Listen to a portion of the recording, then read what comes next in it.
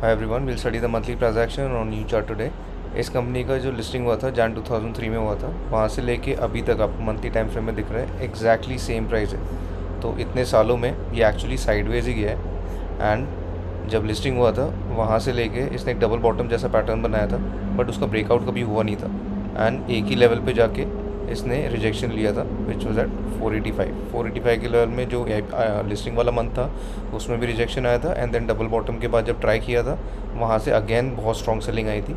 And वहाँ से फिर इसने एक ऑल टाइम लो क्रिएट किया था अपना, which was at around the levels of 37-38 rupees, right. वहाँ इसने ऑल टाइम लो क्रिएट किया था। उसके बाद एक लॉन्ग कंसोलिडेशन हुआ था, एक बहुत लंबा कंसोलिडेशन हुआ था।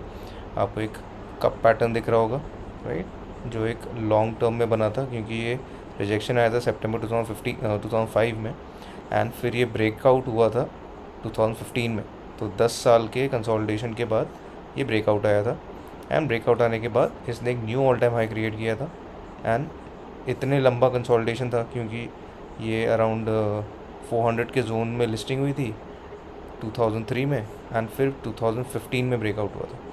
तो वहाँ से ऑब्वियसली एक वर्टिकल रैली आई, एंड 1100 के जोन में इसने एक knew all time high create किया।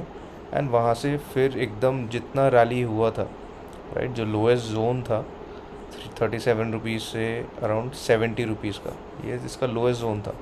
वहाँ से लेके इसने जो रैली किया था, राइट, वो पूरा रैली में सेल ऑफ आ गया। जितना जितना बड़ा रैली हुआ था उतना बड़ा सेल ऑफ आ गया। तो कोई स्ट्रेंथ नहीं था इस चार्ट में, राइट। जितना रैली हुआ पूरा सेल ऑफ में कन्वर्ट हो गया। बट अच्छी बात ये थी कि जिस जोन में इसने इतने सालों से कंसोलिडेट करके एक बेस बिल्ड किया था, उसी जोन में आके इसने वापस सपोर्ट लिया। बहुत हाई वॉल्यूम्स आए एंड वापस ऊपर गया। एंड ऊपर जाके इसने हायर हाई नहीं क्रिएट किया, एक लोअर हाई क्रिएट किया, राइट। 800 का जोन क्लियरली ये ब्रीच नहीं कर पा रहा, करेक्ट। एंड फिर वहाँ से अगेन एक डबल टॉप जैसा पैटर्न बना के अगेन रिजेक्शन आया। एंड अभी इसने एक लोअर लो का फॉर्मेशन करने की जगह एक हायर लो का फॉर्मेशन कर दिया, राइट। डाउन ट्रेंड आया, एक लो फॉर्मेशन हुआ जो प्रीवियस लो के वहीं पे हो गया, जो सपोर्ट था वहीं पे सपोर्ट लिया इसने।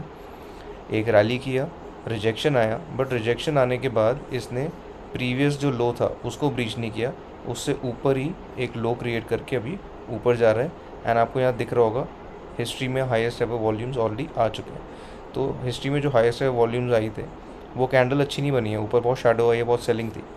तो यहाँ पे हमको क्लियरली दिख रहा है कि अगर ये जो जोन है 450 का, 450 से 485 का जोन अगर ये ब्रीच करता है तो ये अप ट्रेंड में चेंज हो जाएगा।